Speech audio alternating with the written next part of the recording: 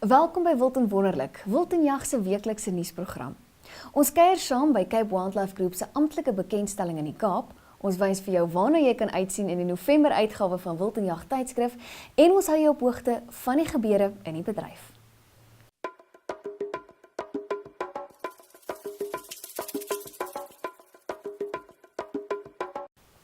On Friday the 19th of October, we visited the Western Cape to attend the official launch of the Cape Wildlife Group.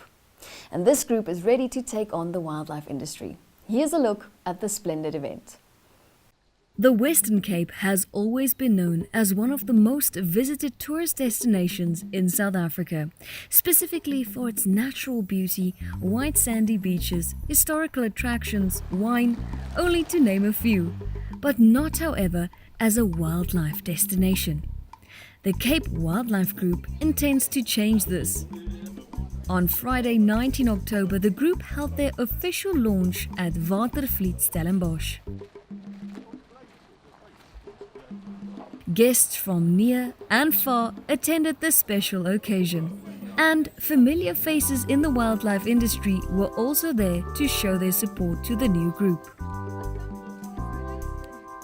Guest speakers from the game industry welcomed the new initiative with open arms, and an auction of 10 lots concluded the day to give a taste of what to expect at the group's auction in March 2019. On behalf of our members, it's my privilege to welcome you all to the launch of the Cape Wildlife Group. Firstly, the Honourable Minister Anton Bradell, Minister of Local Government, Environmental Affairs and Development Planning, thank you for being here today.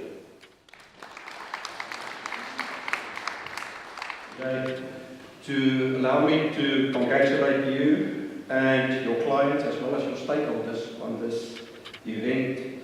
Now I hope that the Cape part in the Cape Wildlife Group stands for Cape Nature, because they should be a part of this group and we're going to have nice and interesting debates going forward.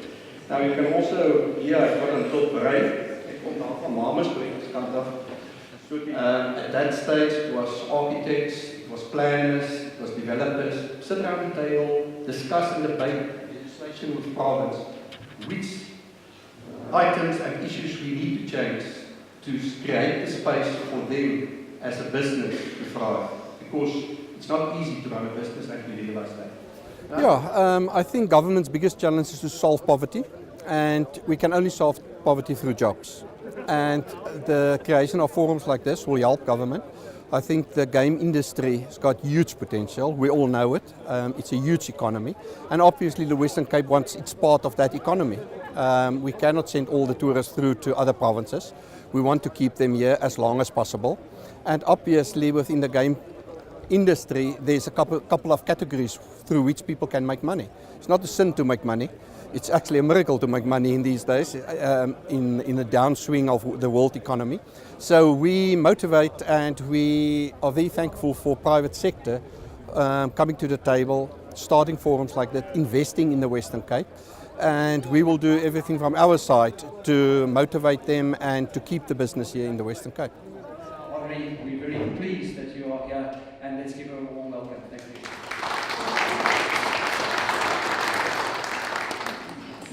It was a year in the Western Cape that WISA was founded, back in 2006, joining forces, and here we are.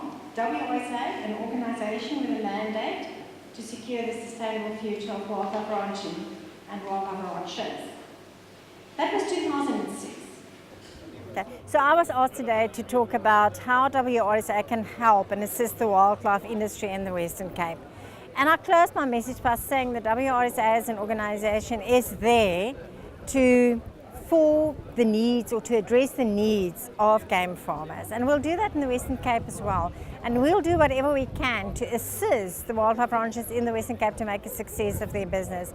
And the one way to do that is to have constructive engagement with government, with other sectors, and to take up the opportunities that's arising in the wildlife sector now that government has actually signed off the outcomes of the PIKISA. So we know government is committed and we committed, and we've got this brand new group in the Western Cape, and we will do whatever we can to help them.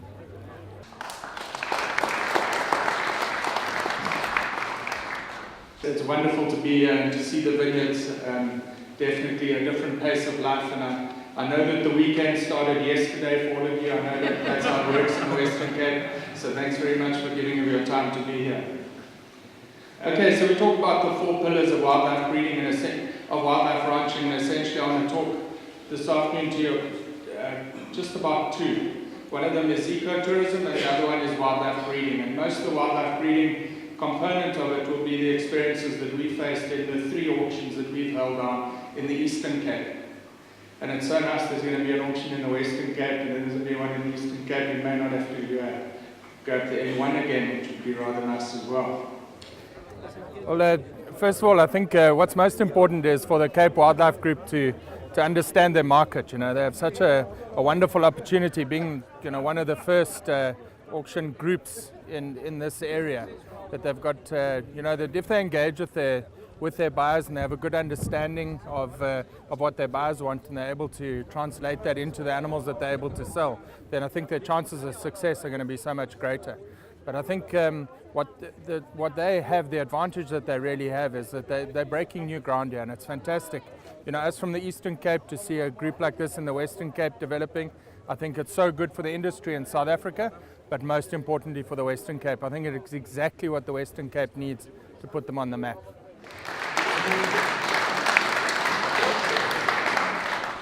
But I think our future of this industry is we need to change the way we think. And that's why I like the name of this group so much. Because that's not painting yourself in a corner. It makes you open to take the opportunities that's there and that's coming to be part of the whole industry. Not just one second, but part of the whole industry. And I'll talk a little bit about it. If this group of you wants to start and be successful, you start to sell your story from day one. Where you're going, what you want to achieve. People need to buy in. I think that's very important. When you market whatever you do, and that also counts for our whole industry. We can't think that the industry, because it's difficult now and the economy is down and our industry is only breeding or only hunting or only tourism or only the meat. All of that is different parts of this industry, and we need to get the buy-in. And to know where we are going, it's important to know where we're coming from, how we start. But most importantly is also to know that it's not so easy. And this industry is a very young industry. That's why we are where we are now. That's why we're still working things out. That's why we're still developing a lot of most of the value chain is still available. Yeah, I think the reputational risk is something that we need to look at. It's a very important aspect. There's a lot of things that is haunting our industry, and it's coming from a lot of people, maybe because they didn't know better, that was irresponsible and made stuff that the people out in the world that's against consumptive use, that they want to play it down. And I think as an industry, and especially the Cape Wildlife Group, they've got the ability, but also the chance now to start a new group. They're in the Western Cape, where we get a lot of tourism, a lot of tourists, sensitive people sometimes, because they come for a different reason to South Africa, and they need to accept that and also to respect that. So when they do activities, especially closer to the centre of Cape Town, it needs to be the acceptable ones. If they want to do the hunting, and hunting is very important in the sustainable use model, they need to do it in big areas where fair chase can be sold, and we can do it in a way that we can be proud of what we're doing. So I think on the reputational risk side, that's very important. You know, it's always better to start something in the right way than to correct your mistakes. And I think we've learned in the past in South Africa that it's very important that we respect the views of people, and without giving in on what's important and how the African model is working. I think keeping in mind what I've just said, it's again an opportunity for them to look at the different opportunities, the different pillars within the wildlife. And when you have 12 members with different farms, different places, you can really concentrate to say what will be the best hunting place, do it there, which of us will be the best ecotourism places, who will be the meat suppliers, and where will we build our facility. Use its other strengths and make a big group. Each one doesn't have to build its own abattoir, its own hunting outfit or its own tourism outfit. And I think that's the way South Africa's industry needs to change. All the groups can come together and we can sell South Africa again as the destination of choice because we create bigger spaces. We do the right thing at the right place. And we will never need to lose our individuality. We will just get stronger. I mean, 50 cent out of a rand is equal to 100% of 50 cent. It's the same amount. So we won't lose any money, we won't lose a share, but we will be part of a bigger group and our risk will get lower.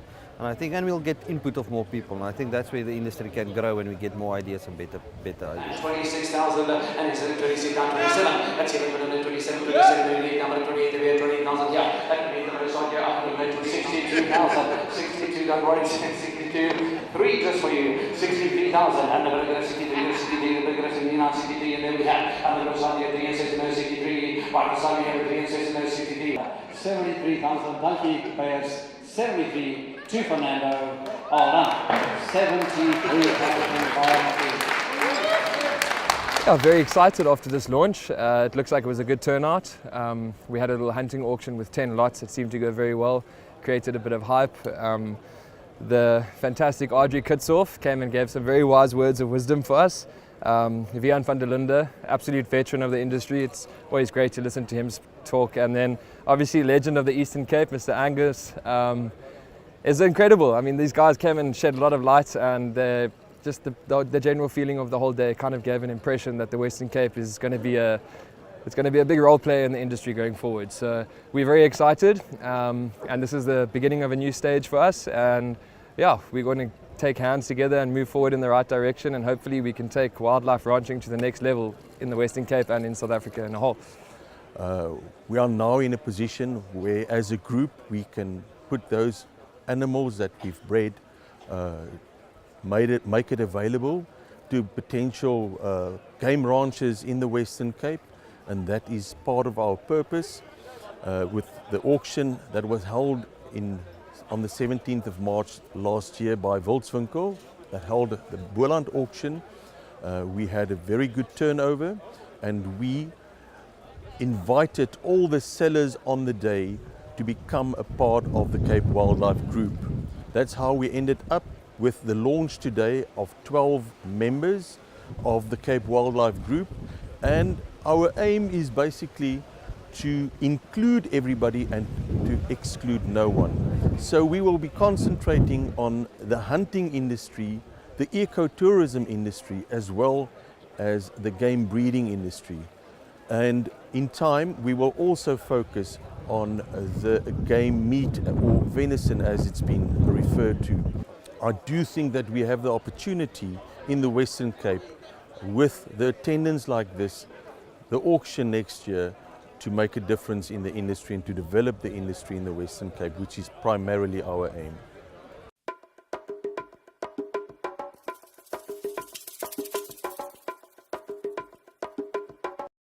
Ons November-uitgawe van Wild en Jag is alreeds van Maandag op die winkelrakke beskikbaar.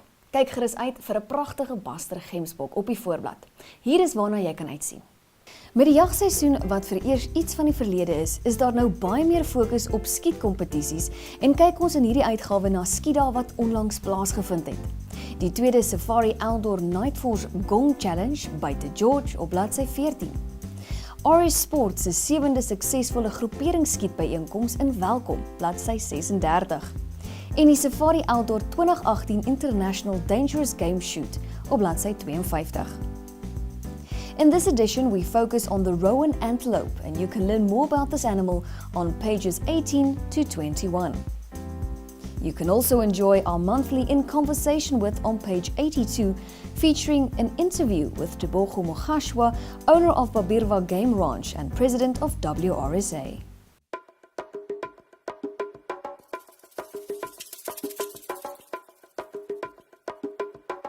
Die einde van die jaar staan al nader, en hier is 'n paar geleenthede wat jy nie kan misloop nie. On the 25th and 26th of October, African Wildlife Auctions is hosting a timed or silent auction on their online platform, wildlifeauctions.co.za. Hanley Wildlife Services bied saam met Vlei Sentraal 'n wildveiling Vrydag 26 Oktober by die Olduis veilingskrale aan. On the 27th of October, African game auctioneers will host their last auction of 2018. Be sure not to miss this one, held at their auction venue, Mapata Macha. 3 November kuier die Wild en Jag span by die Lekker FM Mannefees by Loftus Versveld. Hekke oop 9 uur en kaartjies is beskikbaar by Plankton Mobi. On the 10th of November, you can enjoy the Valwater Boeredag at Abba's Grounds in Valwater. Remember to get your copy of Game & Hunt magazine. And also, keep a lookout on our social media platforms for new things to come. Till next week, goodbye.